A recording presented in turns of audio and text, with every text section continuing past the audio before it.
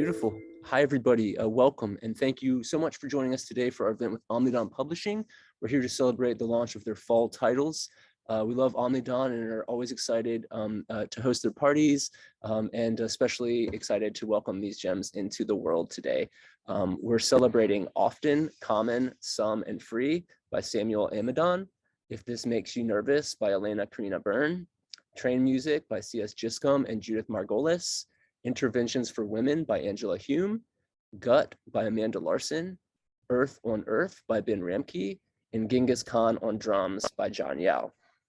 My name is Evan Karp. I'm the events manager for Booksmith. We're an independent bookstore and a mainstay of San Francisco's Haight-Ashbury district since 1976.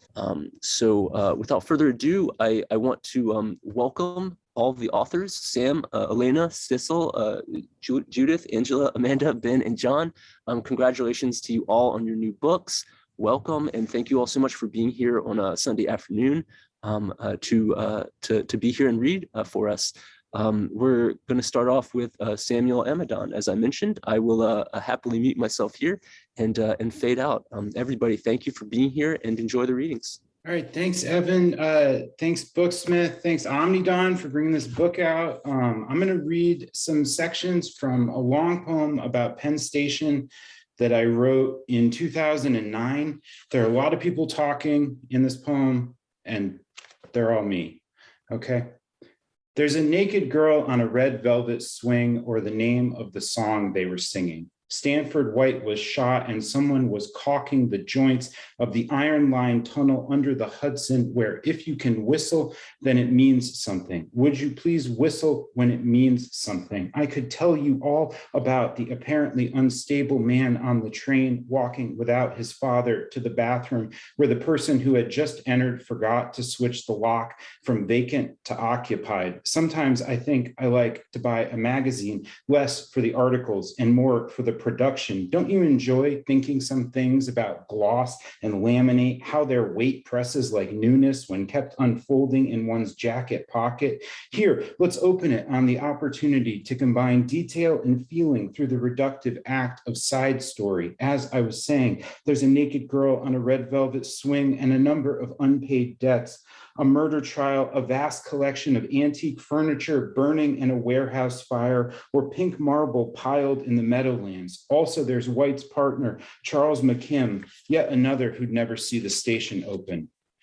What you do is gather together the terms Beaux-Art and concourse under the prospect of post office without allowing for the ironic moment. Like, often I find it has to be culture. All the time I find myself tracing the historical terminal, but not the post-war clamshell monstrous ticketing. What sort of meeting? Is this happening without a moderator, or is everyone just thinking, meeting? What meeting? I believe I was talking to myself. Now either pass the conditioner or adjust the temperature. I prefer it where you think it must be too hot for your face, and then you find it isn't. As I was saying, though, had there been a figure such as Jackie O in 1963, then maybe this discussion would not be happening. Excuse me, but I believe there was such a figure. Well, not one saying, is it not cruel to let our city die by degrees, stripped of all her proud monuments until there will be nothing left of all her Roman elegance to inspire our children, except if they live on the east side. But for those of us not so inclined to celebrate the Vanderbilt legacy, by which I mean we propose a return to our discussion, the Farley Building, and what it was, someone was speaking to the limits of fantasy.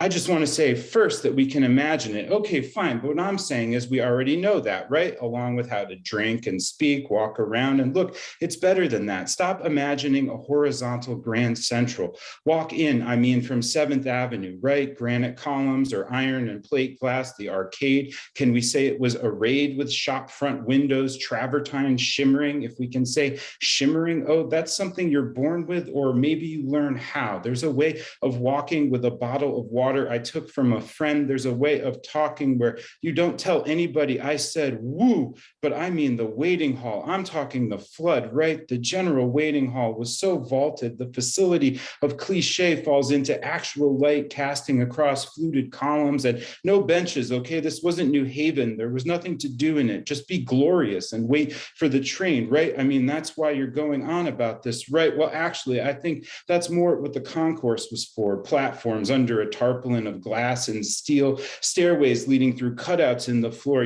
so it looked, how do you say the word skyline so it folds down into trains and tunnels? I went there all the time, but just on the subway. I mean, I saw this woman snorting heroin from a Dixie cup standing up the middle of the A, noon Tuesday, smart though, in the express gap before 59th. This, like I was saying, on my way to work as a part-time landscape design, whatever. And it was easy getting there at noon, but getting home, people, the waves at one ramp down from the station where the LIR exit meets the entrance for the A, come around it straight into so many people. It was like a joke, like a commercial. I mean, I had to stop, laugh at it in the spring with this awful smell, burst sewage, but you can't stop. You have to keep walking and be ready for, I can't even tell you, before the doors closed, a rat got on the train like anybody. We rode for a stop, our legs raised, pulled into Times Square. I mean, honestly, it took me longer than it should to realize things weren't where I thought they were. You have to listen how people talk about it in a way so that maybe the funniest thing I ever said was Yankee Stadium in response to where are you now on the way from Inwood to Greenpoint. You have to know that's what was moving this agreement. Like the city is an idea. I'm already forgetting it. And then it turned out it was about heartbreak. You have a train moving from a station toward a station, also a sip of scotch. You lean your head back against the headrest, and guess what, bud? Things accumulate. We don't just move through time and get there with what we started with. I don't care if you think New York makes you treat a pair of pants like living somewhere else, I never thought that out. It was just one of these ideas comes up from walking around, getting the paper, and then abandoning the little plan, turning left instead into the park where not really anyone is sitting, like it's 7 on a Sunday, and what are you doing up outside with all this dismal shit? The tiny rain that complements the sense it's a few degrees colder than you thought it was. And then it turns out you think maybe now you started putting the ending in the middle, really asking at which point in this you thought of having something to say to people. That's how it started, right? All somewhere, someone diner. Picture this conversation as not in your head, but across the table, where it didn't seem you were getting into anything, just talking. It turns out you remember. It really takes nothing to remember.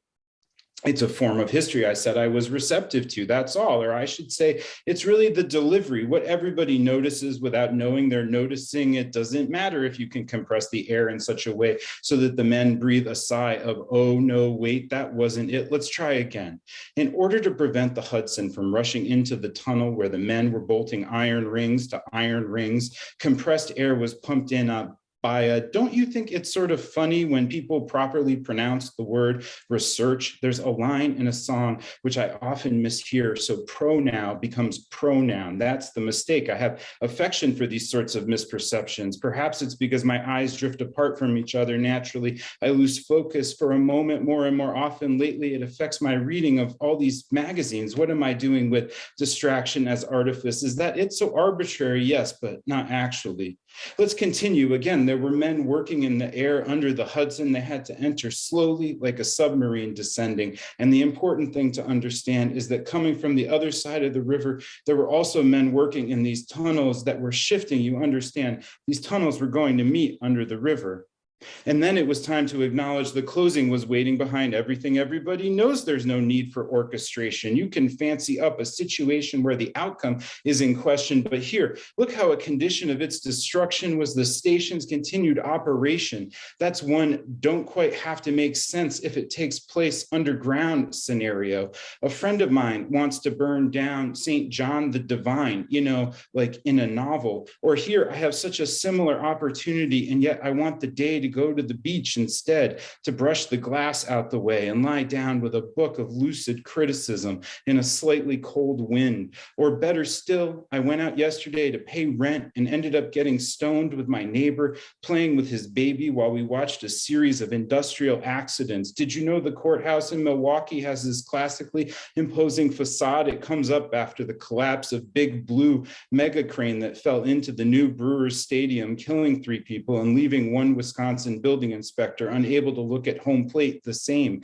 How different from Penn Station, where everything was yielded to hazard and one was free to inspect the processes of demolition, or so said a group of weekend photographers. Can you find out why we're standing in the dark while dates appear on screen like part of the story? What specific aspect of your emotional experience can you express with articulations of 1910? It's a little something. I know it's a little something. They're asking us back to the office now for a few more questions like, I'm not convinced and you haven't convinced me. You understand the lights go out on trains and come back on. It's not always about your choices. Often it's about what happens. They aren't going to build a statue for this one. It's a couple of people talking without stopping. Look, there's such a thing as the ball crossing the goal line because of inertia. There's weight to these trains. They aren't some aluminum version of how to talk without consequences. What's central to any story isn't necessarily the story. You walk away with some vague approximation of what you walked in with. That line sounds a little familiar, doesn't it? You know how you pick these things up just by saying them? Who can remember when? It's like how many people were even in the room where that conversation happened? I don't know. But if you or I weren't one of them, then why do we repeat what we heard there to everyone? Thanks.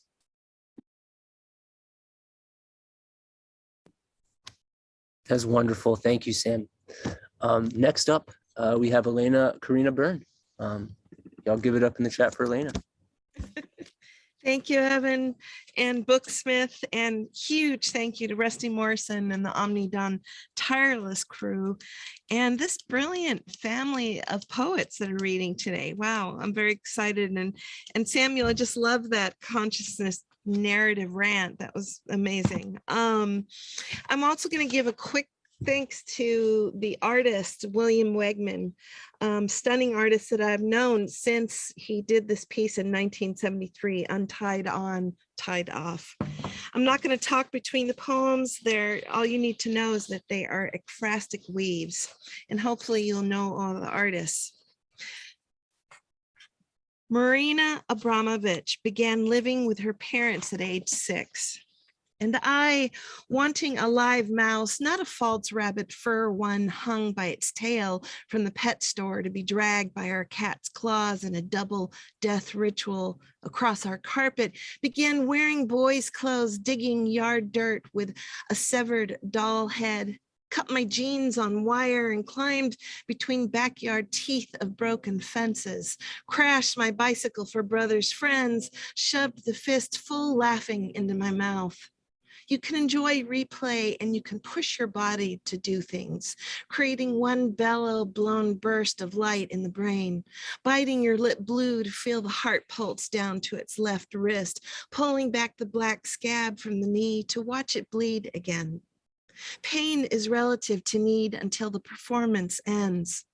Push as much air into your lungs as you can when someone else hurts another in front of you. Watch it unfold, extricated, right there. People being hurt by other people long before we betrayed memory. Bodies in final exhale from a kerf overlap of sounds. Human weapons filling these animal hours without limit.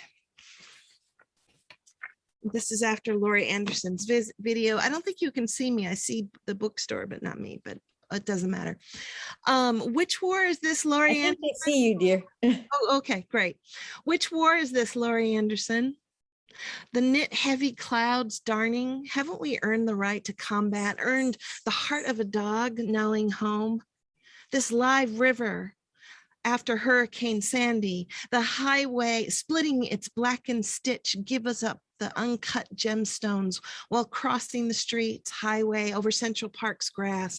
The hurricane's down daylight overhead, a hoax cloud felt now like one farmer's 1,000-year field plowed open as the mouth of another child shot in our new town, new country, cigar galaxy that naked eye can't see, not meant to be smoked past the making of stars. Also the M82, like those red thumb-sized bombs my brother and friends placed in the storm drains beneath our houses so many M80 spring sewers ago. And waking dusk into believing it was dawn. Now water, freak water, raises the moon's dead river into bled glitter instead of road, whereas just as injustice as match lit in the mouth, as this city drowning within its own arms. What time is it if you can't hear it coming, carrying the horizon's cow carcass, imagination's house air-sized and unclear. What stars thrown dice like pulled teeth from your head will it be? Which warm making of ourselves to only see storm? And this is a little bit of a nod to the fabulous poet Atsura O'Reilly. Before the cock crows, memento mori, Caravaggio for my mother. Tormentors inviting you into this, his exile light under painting devotion, saw the nocturnal lavish animal coming to a death banquet. You were caught by surprise of your own voice, the smell of her matter skin filling the room, half eaten by the sound of the nurse's television Mary. These age paintings debate much more capture accurate than puts me here, circa 1620, 2010, then and then. Caravaggio left everything to gesture, feelings to befall. She's on the brink, sees ahead of what you want to say. Did I mention you or me? I mirror, opulent the costume to keep from thought's intruder, scholar who knows better. You are invited here to be voyeur. The unanimous Black background, the format barely containing all of us, hymning this pause, the pang. That's the force of it, where everything between past and future happens. Ask her, but you can't. So you both window stare outside at the level image unreachable. I've never bloodlet or pig's feet from a jar, never abused an orphan pair into thinking bruise rot, then earth owned, without a second bite first. She taught that.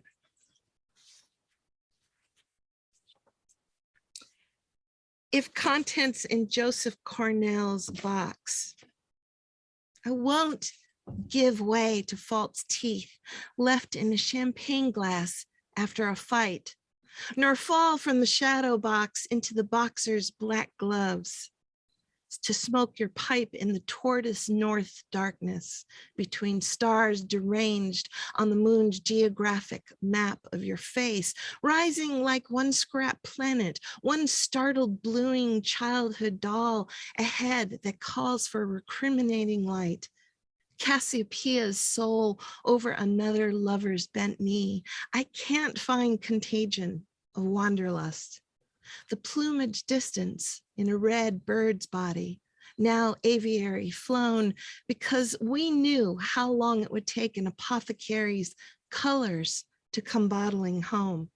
You underestimate me, my family's inheritance of feeling, its open, airless universe, and you pay the color white a visit. You startled, dead out you collecting keys and coin, are afflicted by newsprint flesh, waiting for stacks of matches to strike light under the skirt's twirl and heat abyss. I can't for this be contained. Sorry. Startled myself there. Okay, so this one is an homage to what was going on during the last horrific series of elections. And I'm sure we have more to come. In for Rauschenberg's Dante voting. Please, based on this cutout transfer, crude, my one sorrow head might have it face down, soaked in lighter fluid. Let this vexed day count for our threshold to home. An itinerary epitome me you saw in yourself. Shake the history shroud over our fire balcony. Can you see that fine circle of hell, punishment smile from the Mona and the Lisa, from the void oasis? It's really a bullying look in the eye that you still want, rubbed by the low coal of exit dawn's everyday smudge in newspaper gray. One false kiss emerges, killing thousands. Foregone conclusion. A familiar object into paint. The sky overhead is made of blue jay feathers and mocking. Free water below soon becomes a wagon road of dry canto stones. I cannot count.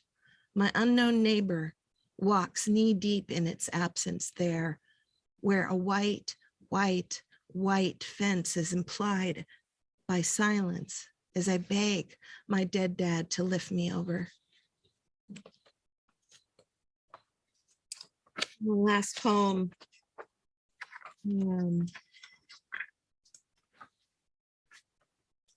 is because I'm in this wonderful film. I'm studying film and screenwriting with Antioch University, Santa Barbara, to which I give great thanks. Another way of finding the visual medium in writing. Andrei Tarkovsky's Reckoning the Water Raft. Now I focus on the cold questions where I can't get up from this weight gurney of a bed, where I'm about to employ to close the window here as a self-harm creates a planet. To prefer the curse of self-harm with no time frame, why I follow nature's algorithm of loss and constantly moving light in this film. A man on pause enters my interlude before sleep, floats on the low moss raft where I must be made of water.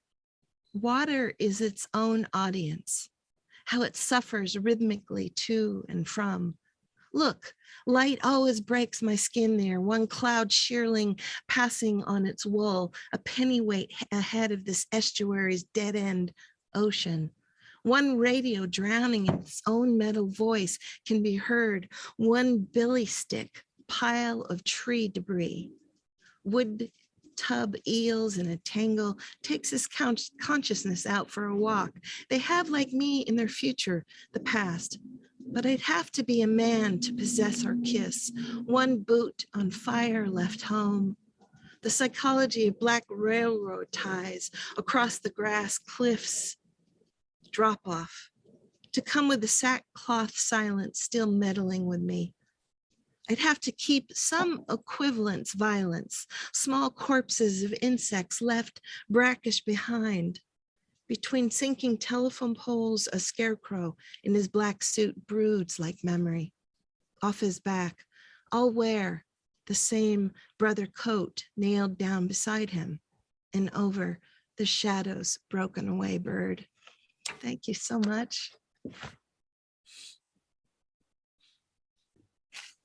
Thank you, Elena. That was wonderful. Y'all give it up for Elena in the chat. Next up, we have C.S. Giscombe and Judith Margolis. I think Judith is going to start us off. I appreciate very much being here and everything about this whole situation. Love having the book finally in hand. It was in captivity and customs for 3 weeks. So the book cover should be on, perhaps, begin with that. Okay, so Cecil and I met in Ithaca years and years and years ago, and he was the editor of Epoch magazine and used to use my art for the covers, which just thrilled me at the time. I had 2 teenagers and a toddler, and to have my work published at the time meant a tremendous amount to me. And we continued to stay in touch, and then encountered each other again in State College, Pennsylvania. So you can go on to the next picture. I was often traveling by train and would bring with me some limited art supplies and maybe something to sew. And Cecil was a great lover and advertisement for long distance train rides. And this particular day that I had this picture taken, I was in deep grief. And I found that traveling on a train somehow was a tremendous comfort. You can go to the next picture, please.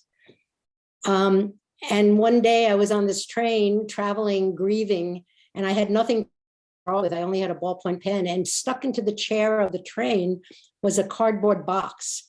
And on the back of the cardboard box, I drew this picture. It says, "Learning to live alone with only the moon for company." And I found that I needed very little to be able to exist and to feel whole, and found this particular image a kind of iconic image. And for a while, that's pretty much what I was drawing.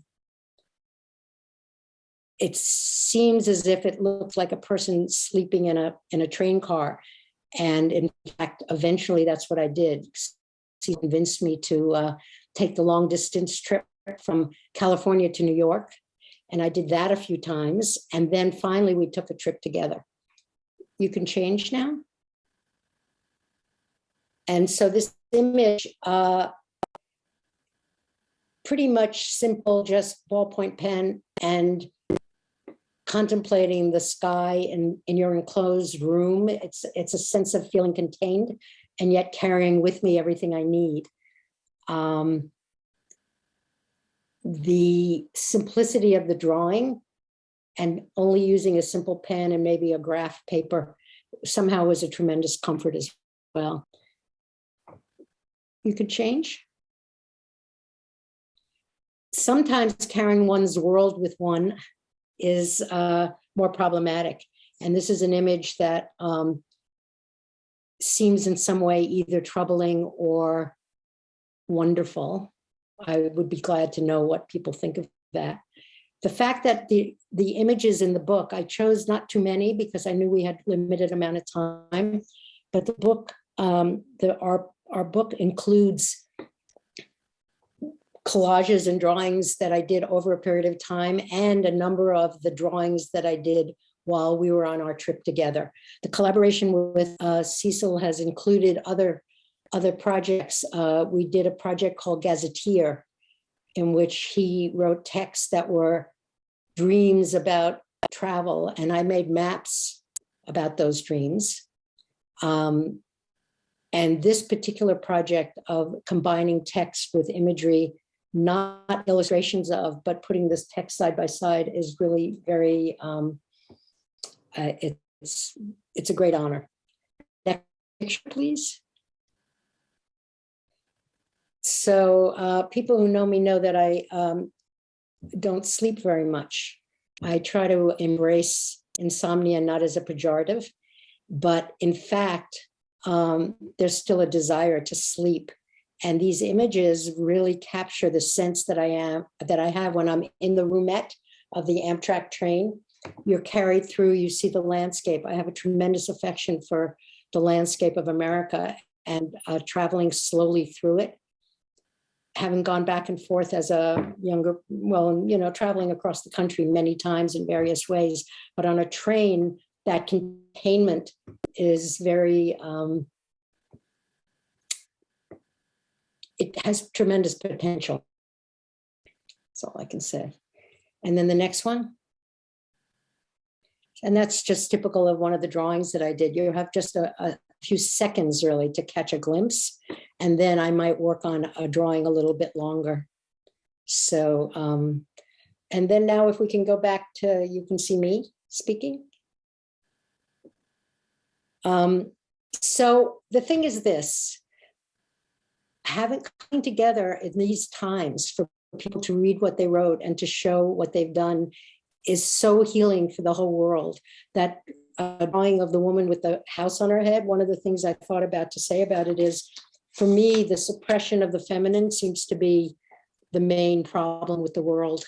And these efforts of poetry and art really make a huge difference, even though it doesn't seem that way. I feel that it does. So I'm very honored to be included in the Omnidawn books. And I appreciate meeting all of you. When I come to America, I will look forward to looking you up. Cecil, do you want to respond? Okay, thank you, Judith. And I'm extremely happy to be here, even virtually, with my friends, fellow writers, and my thanks, to Booksmith and to Evan for hosting this, and of course, obviously to Rusty and Ken and everybody at Omnidawn. And Judith and I talked a number of times, most recently the other day, about containment, and I suppose our differing responses, to the term, responses in conversation with one another. Sometimes soothing, sometimes bantering is perhaps a précis for what became the train music project. My history with trains is that I began taking overnight trains as a child, and I've simply never stopped. I met Jim Crow in the stations south of the Ohio River when I was young. More recently, my daughter learned to walk on trains when she was a baby, and we lived in England. I watched her learn at 1-year-old to balance herself against the roll and pitch of British trains. She's 35 now, and she and her own family take the train. My 4-year-old granddaughter will cock her head at my kitchen and say, "There's Amtrak," a distant horn. These days, I usually manage to get across the country once or twice a year on Amtrak. I will fly, but the plane cramps me, makes me feel the efficiency like I'm a package between portals. It makes me feel contained. On the train, I feel uncontained. I'm unreachable for great stretches of the trip across the US. I'm free of the internet, free should I choose to detrain suddenly somewhere in the middle of the day and hole up there. On multi-day trips, one can't predict the experiences of the days ahead. That's the train music. Blue Train, Ella and her fellas, 2 trains running. The music's the thing getting ahead of itself, the territory to come. And Judith and I traveled together. I was coming home to California where I had agreed to give a talk on white supremacy, which some people had recently discovered to exist. My talk was to an all-white group of progressives, and it didn't go well. They couldn't hear me. The writing in the book observes that. And I'm going to read from the book. The preamble, as it were, to the book, just an observation of the trains that Judith and I took. The Pennsylvanian runs between New York City and Pittsburgh, stops in Newark, Trenton, Lancaster, Harrisburg, Altoona, Johnstown, and Greensburg. Train crews on the Pennsylvanian come in from Harrisburg and lay over in Pittsburgh. The train service attendant works all the way from New York. Connection to the Capital Limited at that train's crew change point in Pittsburgh, the Cap Limited having originated in Washington. Train crosses Ohio in the dark, dawn at Toledo, and calls at the Indiana stations, Waterloo, Elkhart, South Bend, before arriving in Chicago at 8:45 Central Standard Time.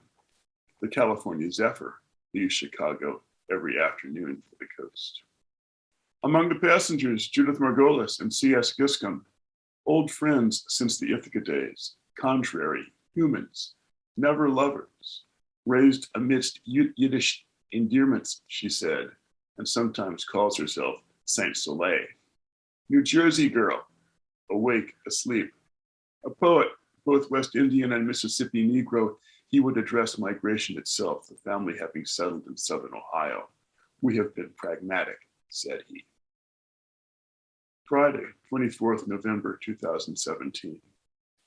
Last bits of dream of the night before, in which I'd been invited to come see the river, and then later was swimming in a tidal pool or in the sea, and the light was such as it is. Sour stomach, pool of words to speak, being a cold water Negro into being.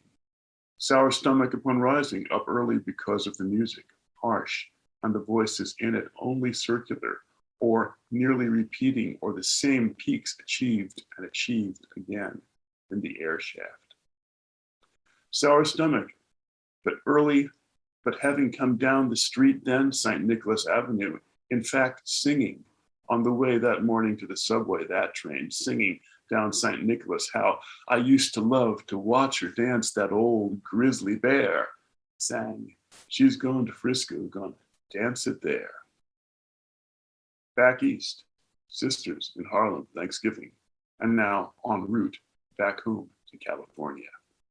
Sour stomach upon rising, old song, Christmas just around the corner.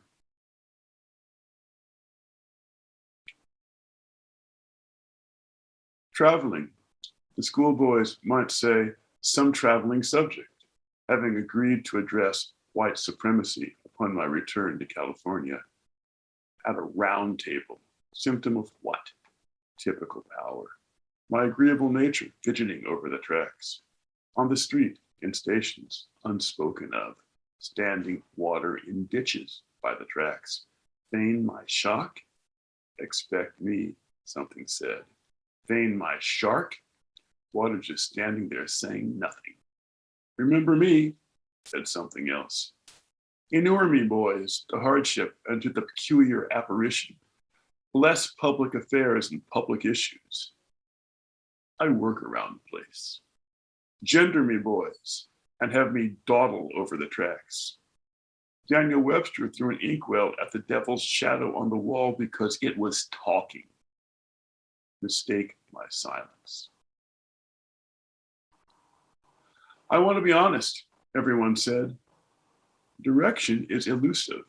Some little lank-headed fool would stick up his hand and that's what he'd say. Nope. Train just going west across the wide Missouri, then on across Nebraska. Auditorium here, auditorium there.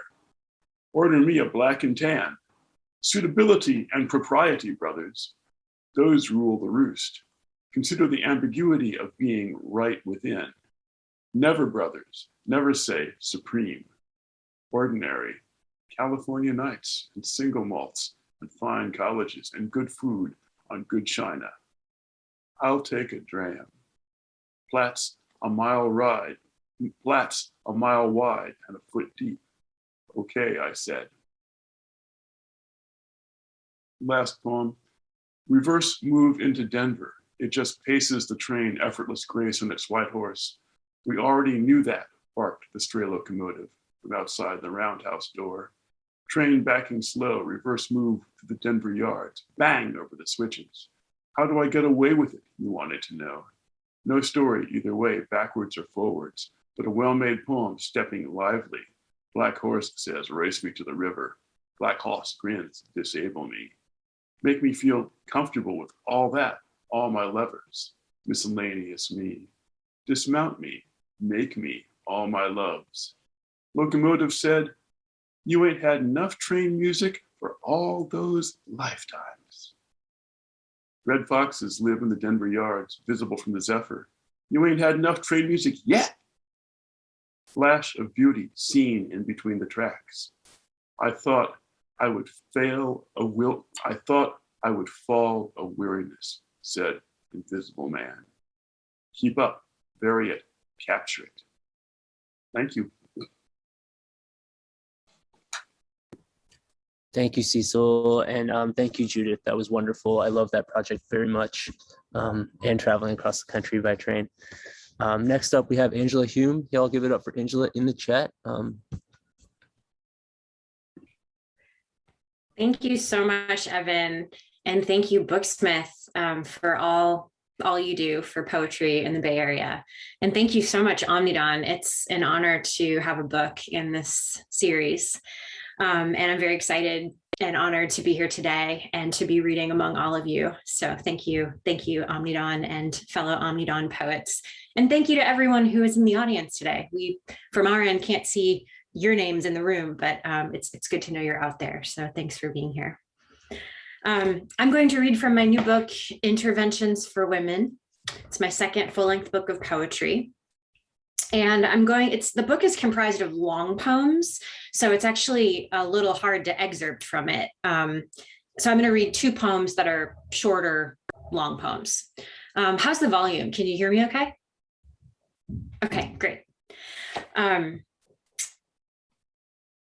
just say one quick thing about this kind of strange cover image. The cover image captured my imagination. It's a model and an image that was created by the organization Terraform One, which develops architectural proposals for sustainable dwellings. It's called an in vitro meat habitat, and one of the poems in my book is called Meat Habitats. The meat habitat, the in vitro meat habitat, is, according to Terraform, an architectural proposal for the fabrication of 3D printed extruded pig cells to form real organic dwellings. It is intended to be a victimless shelter because no sentient being was harmed in the laboratory growth of the skin. So once again, I saw this image, I came across it in my research, and I was just sort of captivated by it. And something about the way that the image of the meat habitat makes me feel has something to do with like a feeling of the book that seemed right. So I put it on the cover of the book. The first, well, I'll just say that I wrote this book between 2016 and 2020.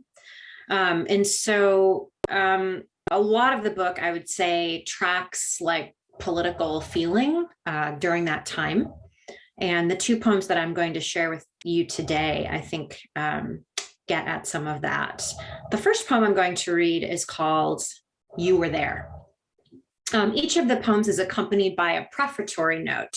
And I hesitated to include the prefatory notes because, you know, it's poetry, so you don't want to give too much away. But since I'm working with the long poem form, I wanted to be able to help my reader into the poem a little bit. So my hope is that these prefatory notes do that work.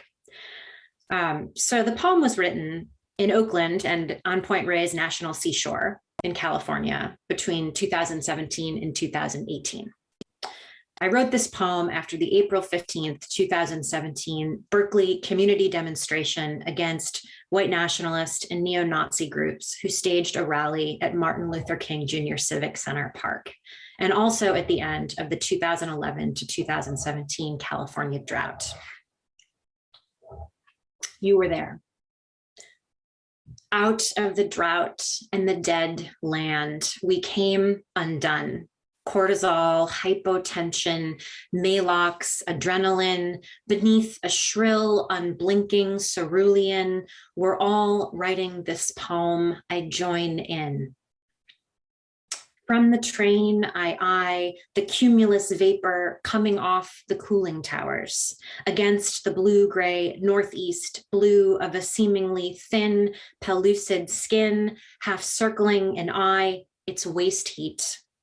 Refusals a snap back in the chest, a familiar too much, not enough, and there is the tyranny of men and being left and despotism. A very bad year. New body, no new body. At the rally, signs said, hate speech is free speech. Another bad day under a state that cares not when people we love die.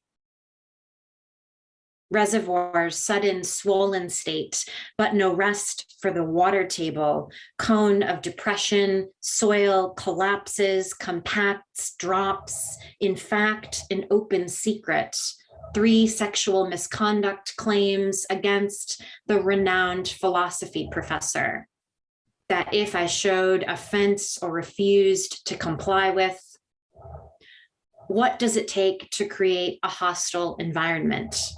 What does it take to uncreate harm? Fortunately, depression and illness can precipitate friendship, like inflammation, a protection, the onset of a fight, and it is a fight.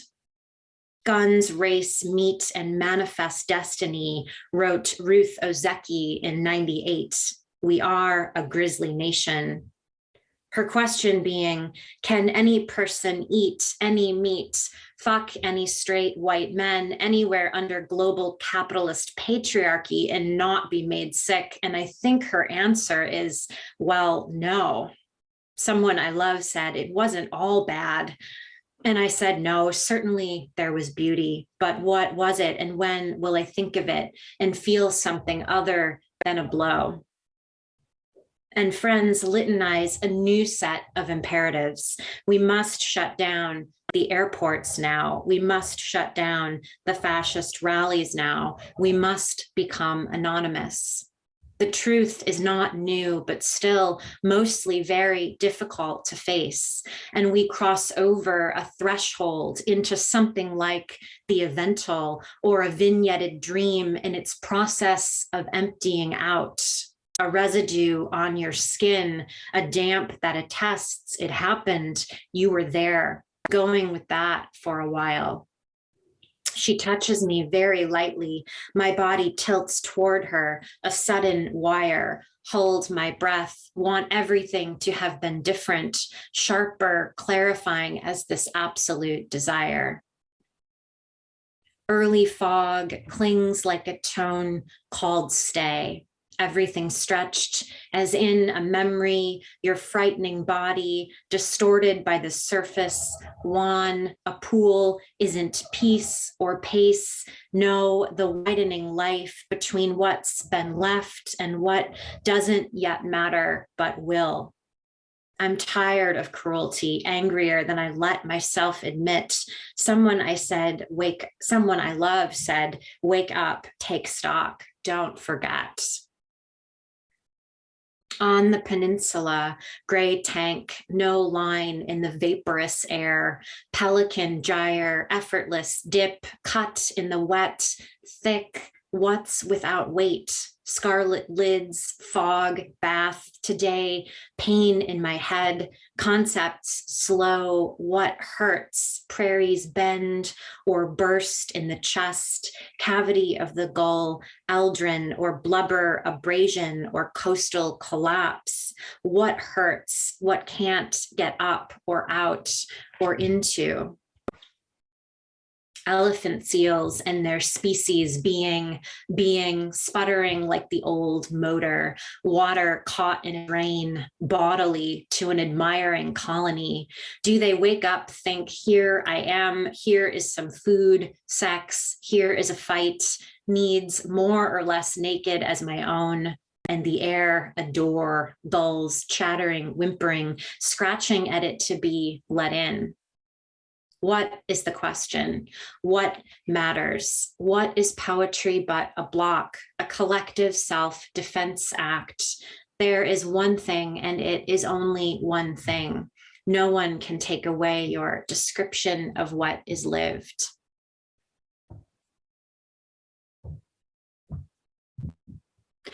I'll read one more shorter poem from the book, and it's called Say No. I'll read the prefatory note, and then I want to read one accompanying note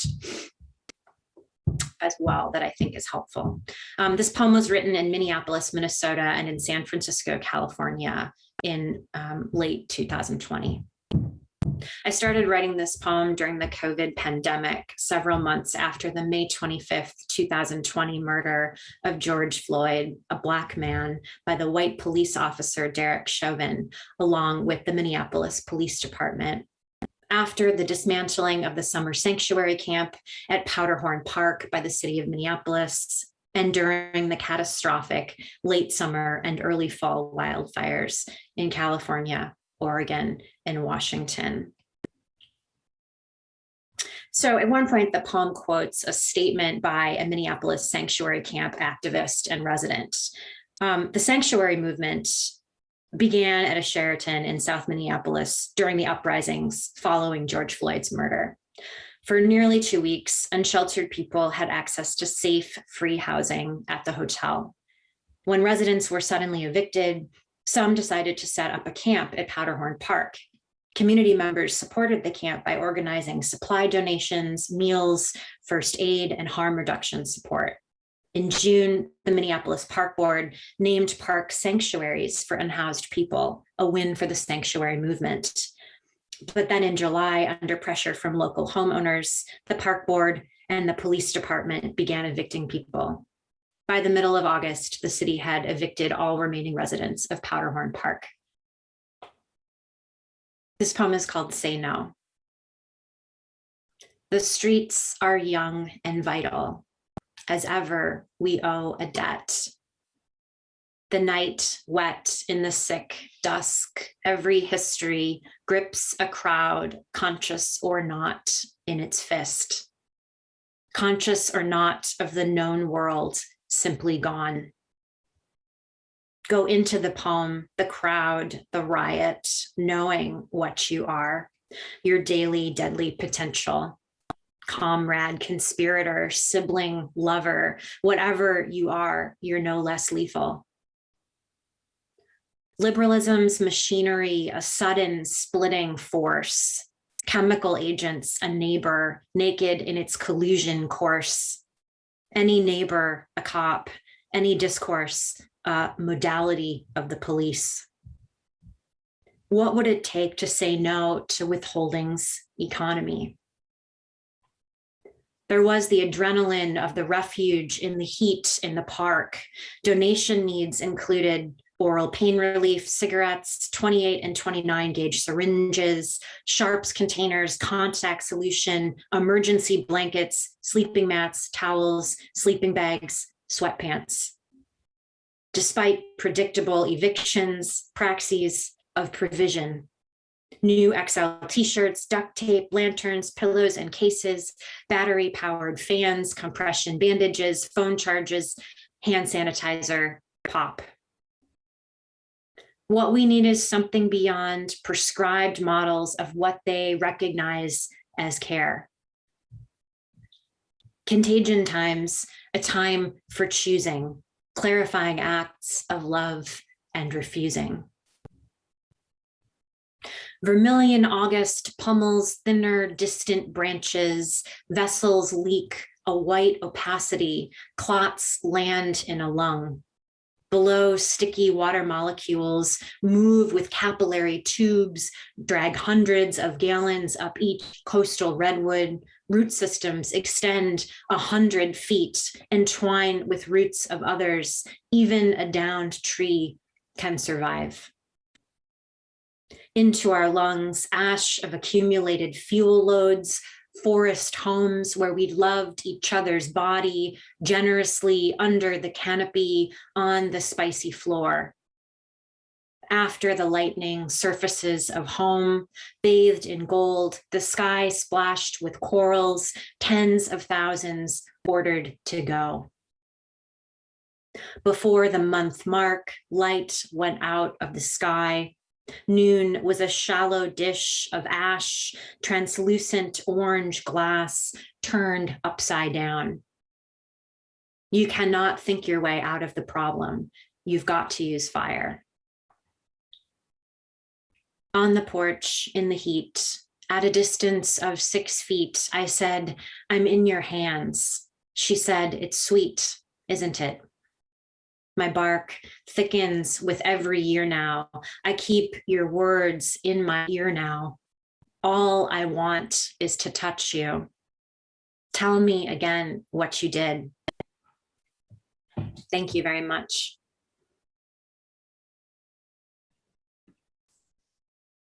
Thank you, Angela. It's always great to hear you read. Give it up for Angela in the chat, you guys. And next up, we have Amanda Larson. Make some chat noise. So you're up, Amanda. Thank you so much, Evan. I'm waiting till I talk enough to show up. And thank you to everyone at Omnidawn and to my fellow readers. It's been so wonderful hearing your work, and I'm excited to hear what's to come as well. A special thanks to Rusty and Ken for just making this all happen and just making this possible. So I'm going to be reading from my book gut. It's my first book. A lot of the book was written in California. I am not currently in California, but I wish I was. Yeah, so I like the idea of it being there. And it's a sequential book similar to what Angela was reading, long-term poems. So I just thought I would start from the beginning and continue on from there. So yeah, so these are the first 10 pages of the book. And that's that.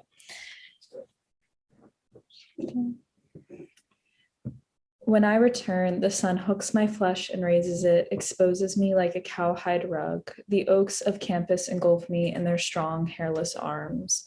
I do not know what could be called joy, if it is this movement or anything else. Signing a book I bought, a poet asks, "Where are we?" And I say, "I have no idea. We are in California somewhere, the shadow of the palms blanketing our bloated flesh." There is no word in English for the sensation of water covering your being, of the loss of gravity experienced when immersed, a nerve-ending reversal. I've discovered this sensation could occur just by covering one's mouth with another. I've discovered that this could happen for years. Men would lift me by the chest as a child, and the vertebrae would crack into place upon the removal of my own weight. We did this together for years. If there is a condition of being used, it is in the muteness that follows the crack and the humming that remains. A piece called The Angel of Progress warns of calling this spring a moment of ending, of calling it anything other than what it is. I wish to question a singular monolithic term organized around a binary access of time rather than power. There's a danger here of premature celebration that the language I use is empty appearance. You could say that about the terms recovered, recovery. You could say that about a lot of things, like when I say my body, as if it is not work to believe the use of the possessive. It itches recovery, the implication that something was lost. I maintain no desire to be the person I was before abroad, the person who allowed those things to happen to me. The only poems I wrote in the fall when those things happened to me, one of wanting to be murdered, one of the desire to deny pleasure, given that I was so starved for it and took what I could get. Q. If you are alone, at what point is this an advantage? At what point are you measuring threat?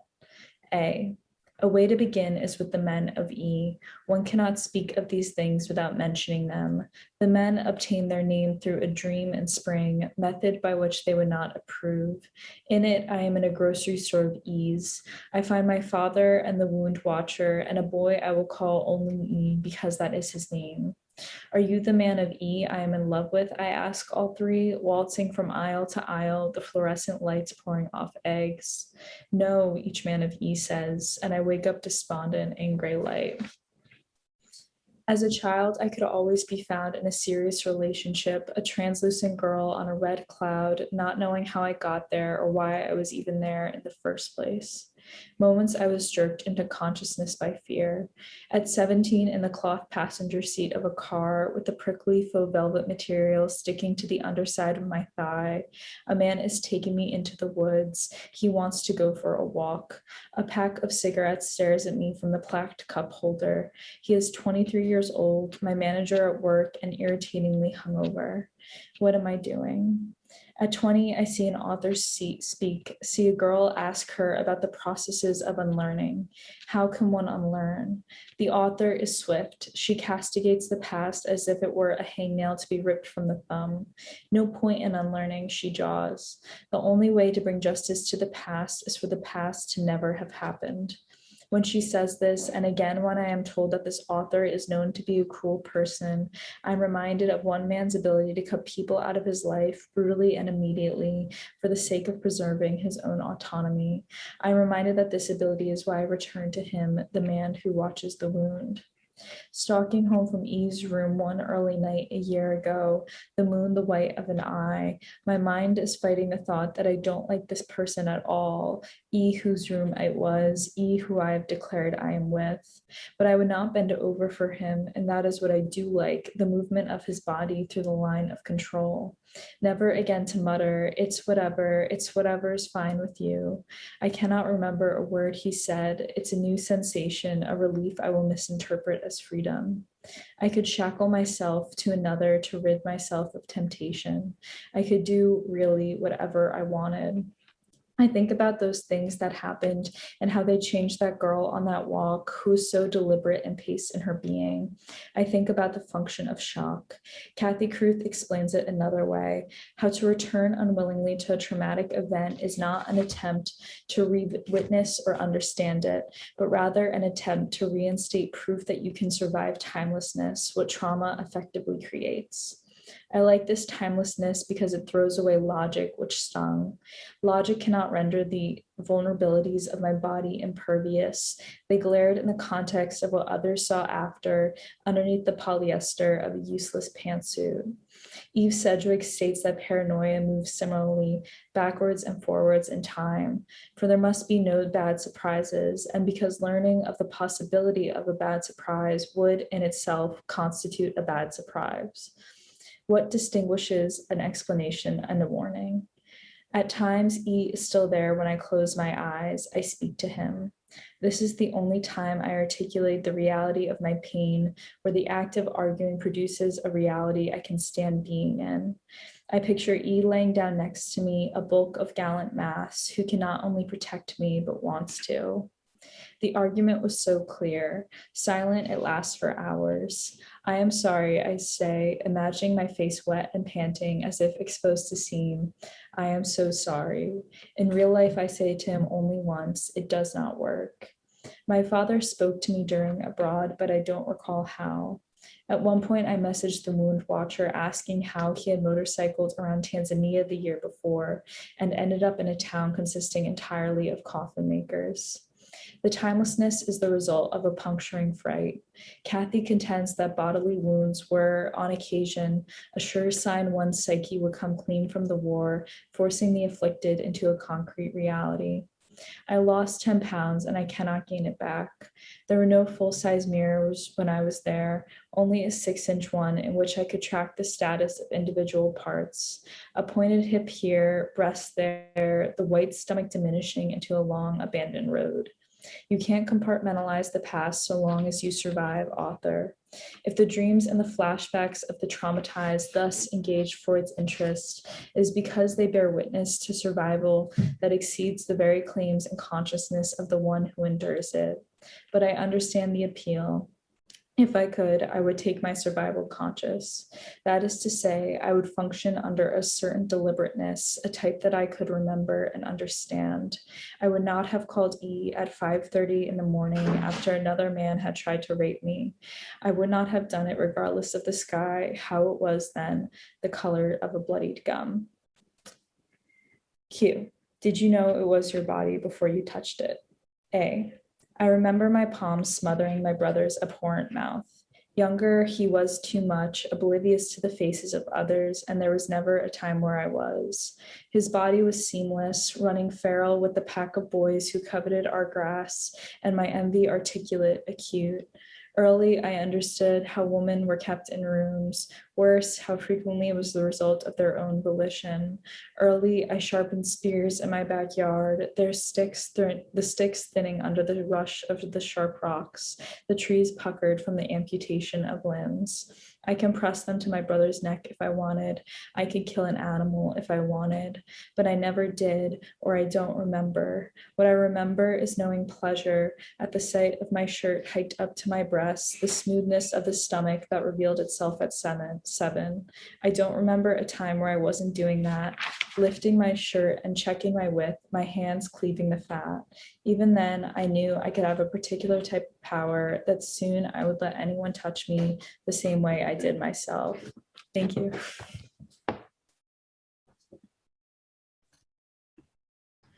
Thanks so much, Amanda. That was lovely. Y'all make some noise for Amanda in the chat. Next up, we have Ben Ramke. Take it away, Ben. All right. Thank you.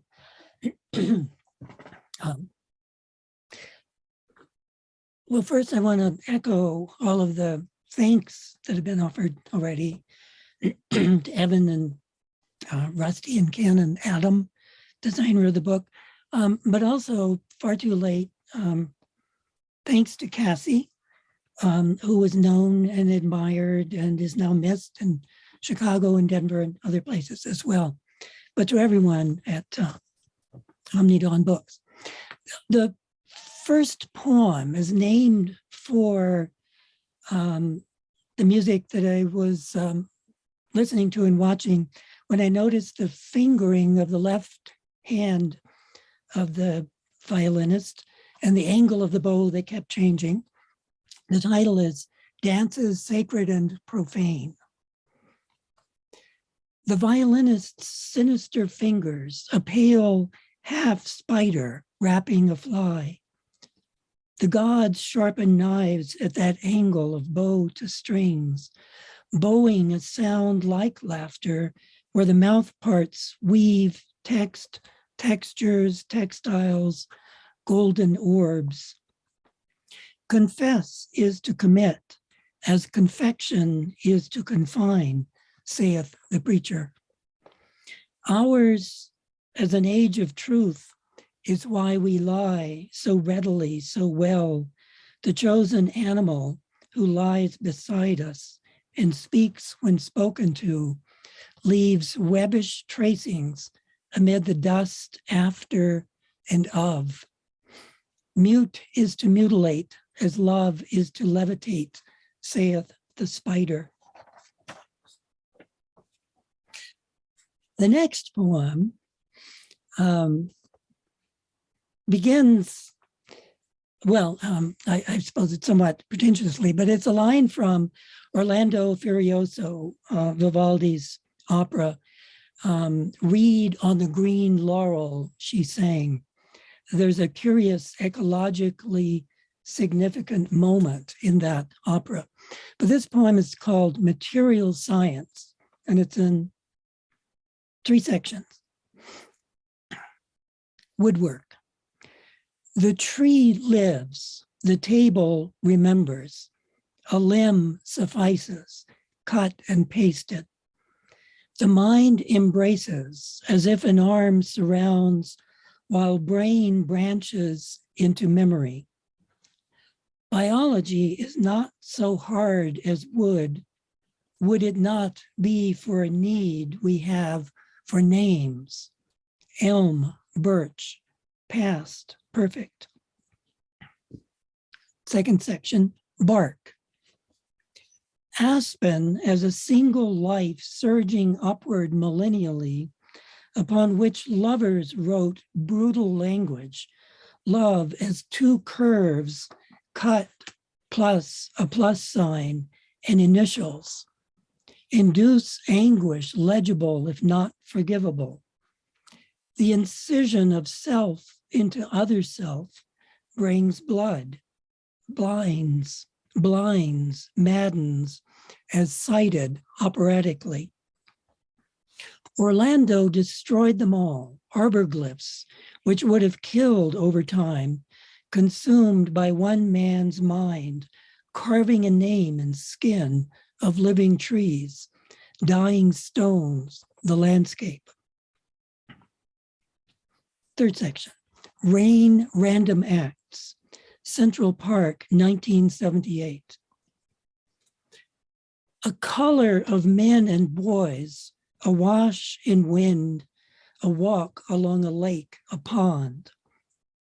Clouds aground, reflections also of trees to confound us all. It is the time when parks turn dangerous, we are told, signs warn against staying here where fellow humans hide shadowed. There is plenty to fear in fall. Still, a heron finds fish.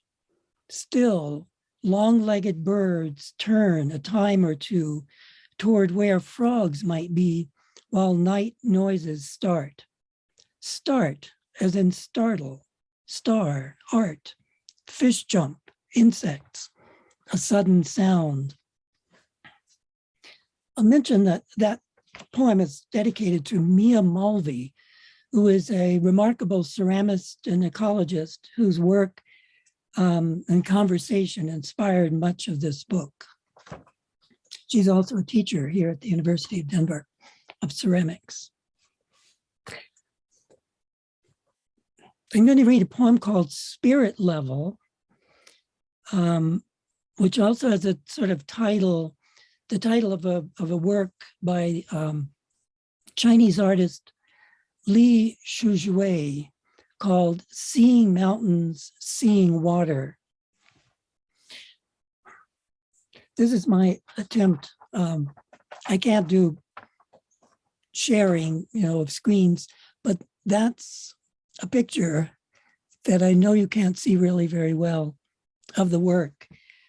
I'll just describe it. They're like small houses on the water, 20 box-shaped tents that was a kind of minimalist, tracing of Lugo Lake's contour, the Lugo Lake in China. White cubes that sort of echo the interior of a museum or of a gallery in the landscape. She sort of turned it inside out. Spirit level. Consider that we, like water, align with Earth's center of gravity. We walk radiant from the point 4,000 miles beneath us. We want to fall. We step instead. Stopping to look across a lake, a woman becomes an eye, momentary. She sees a mountain float fractured across the surface. Flat plains connect, then dissipate. Then she makes a thing, a thin thing of nearly nothing. Her geometry flutters in wind. Mosquito netting formed into cubes by bamboo, wet, immersed in the lake to make the shape of the nearby shoreline.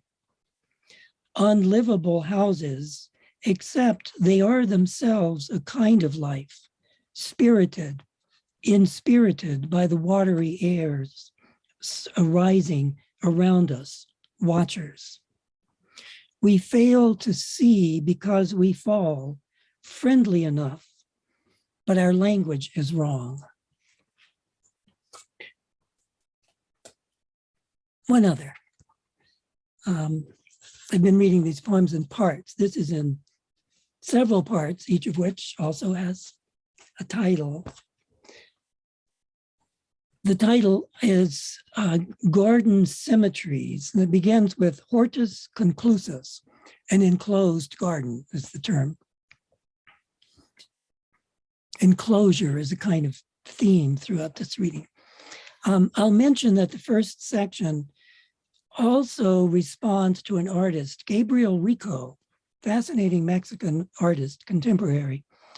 And it refers to a work of his that involves a taxidermied fox and a circle of a light, which stands in for the moon. Hortus conclusus. Dike is to ditch, as wall is to well. Hike is to hitch, as fall is to feel. A fox faces a moon, a stuffed fox faces a neon moon. Enclosure is luxury, excess, concurrence.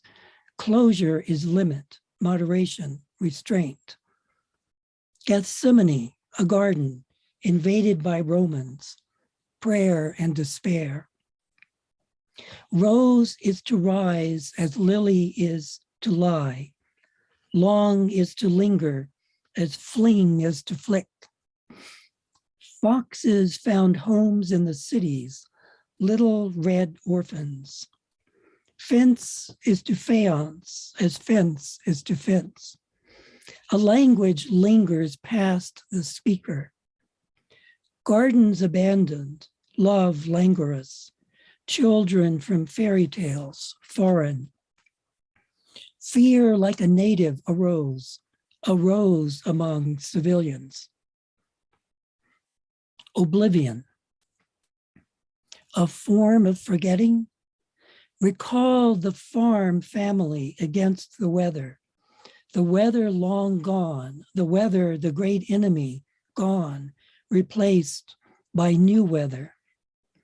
The farm family, a figment, like the sound the tongue recalls, but not the brain, recalls like the dog hunting furtive, small things in the field, a memory of farm, land, and life. My father, my mother, my brother, my sister of the Bible, my home, my minor desires diminishing. Personal and peculiar concepts arrive in the night, soon, never, always. Acts of oblivion. History. The sky is white, she said, when asked.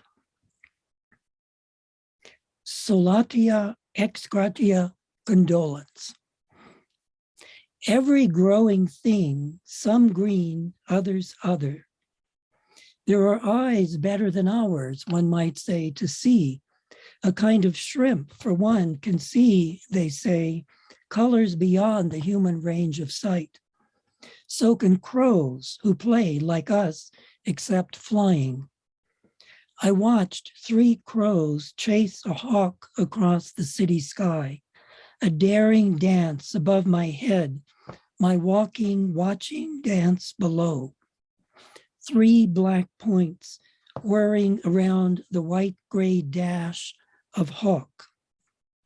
Rough-legged hawk, an Arctic species wintering in Colorado. Chased out of my vision, vast nothing of knowledge, erased geometrical chase, point to point. Final section. The forms of the spirit, the spare denominator. And under the firmament were their wings straight, the one toward the other. Every one had 2, which covered on this side, and every one had 2, which covered on that side, their bodies. This is Ezekiel 1:23. I speak in one language, I think in another, I hear in a third. My intentions are good, my hands are tired. The ancient agreements are call and response. The new agreements are trifle and tribulation. I will live this way, she said to her mother while closing the door behind her, her face facing the so-called future, the street. The places called private on the human body are the places with public functions where joining is cause of the future. They are frightening as winged creatures which crow-like gather, able to see colors beyond the human range, able, without our mercies, beyond us. Thank you. Thank you, Ben. That was wonderful. Y'all show Ben some love in the chat. And concluding our reading today is John Yao. Take it away, John. All right. Can you see me? It's my book. The cover is by Charles Yuen, a wonderful painter who lives in Brooklyn. And I saw the painting and decided to ask him to be on the cover, and he said, fine. I'd like to thank Rusty and Ken for putting up with me and publishing this book. And I'd like to thank all of you for being here and reading.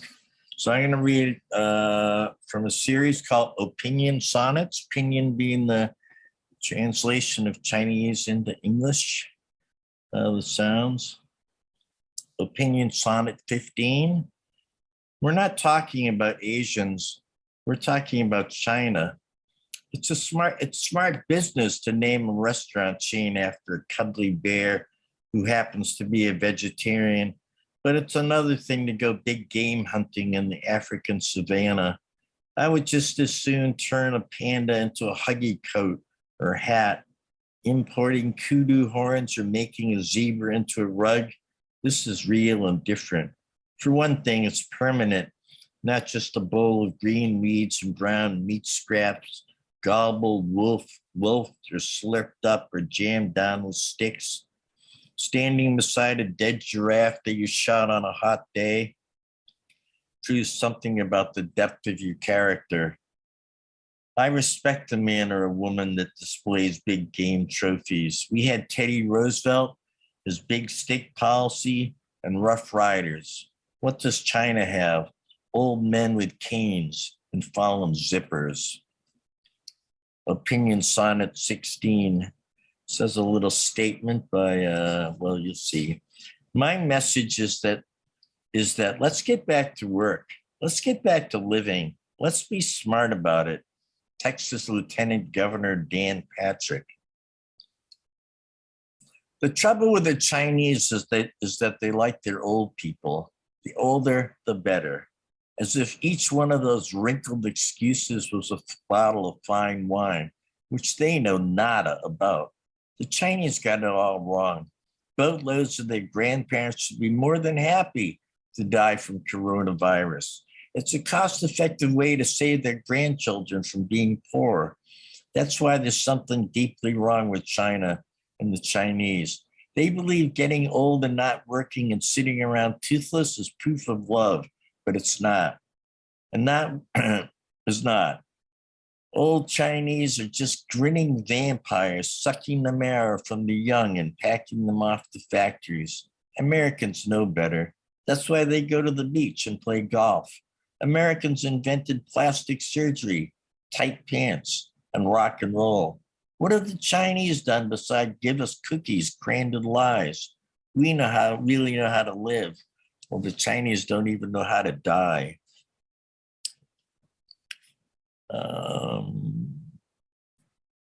And this one is based on an event that happened in Buffalo, Old Opinion Sonnet 21. I watched the old man, who's not that old, fall harder than he was pushed. The police walked by because they had seen this act before many times.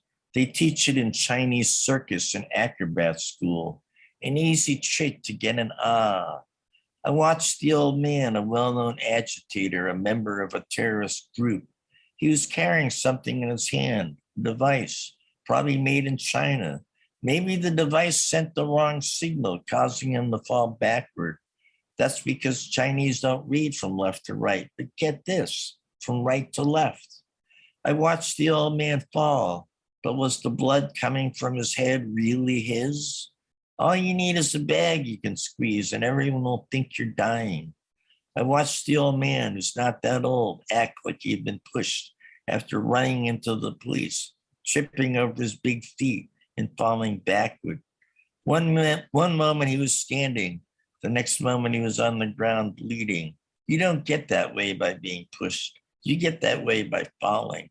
I watched the old man, who's not so old, fall before he was almost pushed. The President's Telegram, and this was written on February 14th, 2018. And it uses only words that were uttered by the president on that day. No child or teacher should ever feel terrible in an American school. My prayers should feel safe to the victims of a terrible child. My condolences to the family of anyone else. Should anyone feel unsafe in school, my condolences. Should anyone feel unsafe in a family, my prayers. Should anyone else ever feel unsafe, my prayers and condolences. Should my prayers feel unsafe, my condolences to the terrible school. Unsafe child and unsafe teacher, feel my prayers. And then this was the president's second telegram, and it was written on May 18th, 2018. Unfortunately, early reports of school not looking good. Unfortunately, this loss of decades has been going on too long. We're with you forever in the sadness, school. We're affected by this absolutely terrible heartbreak hour. We send our love to everyone affected by our country. We send the loss of life, our horrific, deadly forever. We grieve for years of heartbreak in this tragic attack. I think I'll change the tone now. Maybe not. A view of the tropics covered in ash. I began lying to myself at regular intervals, stopping by the side of the road only when it was necessary. The vegetation did not improve even as the interludes of pleasant shrubbery and herbaceous plants changed, and the waterfalls eventually became walls smothered in stains. I got tired of following myself back to the place where I was delivered, a howling newborn already indoctrinated that the mandibles of doom awaited me, along with other taunts and temptations too monstrous to mention. I did not have to sit long. We must all make dung, announced the boy with the smile full of crooked teeth. This was in the lobby where the first assignments were handed out. Where did you get those pearly greystones? Screamed his toothless sister. What do you mean? What do you mean? Moaned another vehicle headed for Bedlam in a classic waistband. Life in an upscale suburb isn't bad once you get used to hell. The suburban pageantry of soccer, played with plastic skulls and capacious bugs on a green summer day, is worthy of an opera, complete with pouting nail and curvaceous diva. Drugstores that deliver licensed drugs and pastel condiments are not to be sneezed at. There are plenty of tonics guaranteed to cure baldness, but impotency is something to be proud of, since it means your contributions to civilization's convulsions are dwindling at an accelerated rate. This is the time to begin concentrating on flying carpets, inexpensive episodes, and sitting in a rowboat on a speckled lake, dreaming of that moment long ago when the first lie came to you unbidden. You're sleeping under a tree that reaches up past the bottom layer of starlit clouds. The lower branches are burning, just as you planned.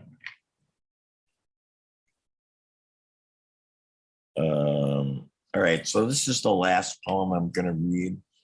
It's after Sean Bonney, the wonderful English poet. It's called Nursery Song. Don't say pandemic lockdown. Say fuck the rich, their private island getaways. Say fuck their Aspen lodges stocked with climate-controlled volcanoes and children named after weather stations and rare cheeses. Don't say clubbed and beaten. Say fuck clubbing and slumming. Say fuck following and liking. Don't say assortment of pretty much everything you can imagine, at a loss for words beyond your wildest dreams. Don't say quartz countertops, home theater, private cul-de-sac, second getaway. Say fuck the rich, their carbon footprint, their dinosaur ways. Don't say stay-at-home orders, essential workers, front lines of death. Say fuck fabulous gym rat, TV personality smile, lifestyle influencer. Don't say drowning in debt, jobless rollout, prioritize assisted living. Say fuck lounging by the pool, swimming into the future, moonlight stroll. Don't say another milestone, strain capacity, possible spread. Say fuck galas and red carpets, fuck blockbusters and special consultants, fuck jewel and social crown, fuck emulation and following in footsteps, fuck controversial outfits glowing in the dark, fuck svelte gluttony and perfect abs. Don't say going hungry, say fuck jaw dropping. Don't say hoi polloi, riff raff and trolls. Don't say back to normal or the way things used to be. Don't say let's see what the future holds. Say fuck the little golf cart stretch limo they rode in on. Say fuck their followers and their driveling ways. Don't say viral, say virus. Say fuck your pumpkin spice. Don't say comfortable at home attire, loungewear, soon to be biggest trends. Say fuck whole new meaning and affordable chic. Don't say the right balm for wardrobe doldrums. Don't say fashion plate and ice cream colored costume. Don't say luxury matching designer errands. Say fuck the old self, the complete overhaul. Destroy all evidence of inner calm. Don't say stable environment, outdoor grounds, privacy, and for the kids. Don't say pitchfork diplomacy, flag stabbing, constitutional gripes. Say fucking bloody horn in your side. I got nowhere to go but up. Thank you. Thank you. Thank you, John. That was very fun. I loved your poems. Oh, thanks. And thank you, everyone. What an incredible reading by you all. I'm actually gonna put us in galleries so folks can see you all together. Yeah, I just wanted to first thank all of the authors for sharing your work with us. Congratulations on your new books. Apologies for the airplane flying over my head. That airplane. Sorry. Yes. Yes. Thank you all who are tuned in and have, I hope, enjoyed these readings as much as I have. If you haven't gotten the books yet, you can click through just beneath the video and purchase them all from Booksmith. We'll send them right to your door, or you can pick them up from the San Francisco shop. As I mentioned at the top, I always love Omnidawn's books and their parties. We're very happy and humbled to host them at Booksmith. I want to thank Rusty and Ken and everyone at Omnidawn for your tireless, crucial work. And I think Rusty's here and would like to say a few words. So I'll turn it over to Rusty now. Oh my gosh, I feel wordless and full of excitement and fuck all those people out there who don't get it. That poetry will save us. God damn it. Fuck them all. So thank you, John, for freeing us up, and all of you. So I have three big gratitudes. First, to all of you. Oh my God. Oh my goddess. It's just been incredible to hear each of these books, a snippet from each. I remember so much about each one as I felt thrilled. And I love the way each writer here has their own unique paradigm, their own unique content, their own unique formal operation. And yet you all risk with that same courage to step outside of the safe normatives. And you help each of us as readers to embark on our own courageous journeys. You don't ask us to follow you. You allow us to find our own way. And so thank you. I want to thank indie bookstores and how essential all of them are to that very free flowing of ideas that otherwise in our beleaguered culture would die. Think Amazon. Blah! Particularly thanks to Booksmith. Please, if you enjoyed the readers, and you can, please buy the books from Booksmith. They need your support. It helps us to help them. And please remember your own bookstores in your communities, wherever you're watching from. And lastly, I want to thank Evan Karp, who is tireless in the Bay Area, who does so much for authors, for publishers, and for all of us to have the hope that we will have a future that will embrace some of the power and potential and risk of these authors. So thank you all. Thank you. Thank you, Rusty. And thank you all again for joining us, for sharing your work, and for tuning in to hear it. Get the books. Take care. Yeah, you're forgiven if you order the books from your local bookstore. Just get the books if your local bookstore is not Booksmith. Thank you for the kind words, Rusty, and for this beautiful work. Hope that we can all gather in person in the same space. Eventually, what a thing that would be. But until then, please take care and be safe, y'all, and keep up the wonderful work. Thank you. Take care. Thank you. Thank you. Thanks. Bye-bye. Thank See you later somewhere. Bye, everybody. Wonderful. Bye. Thank you. Thank you.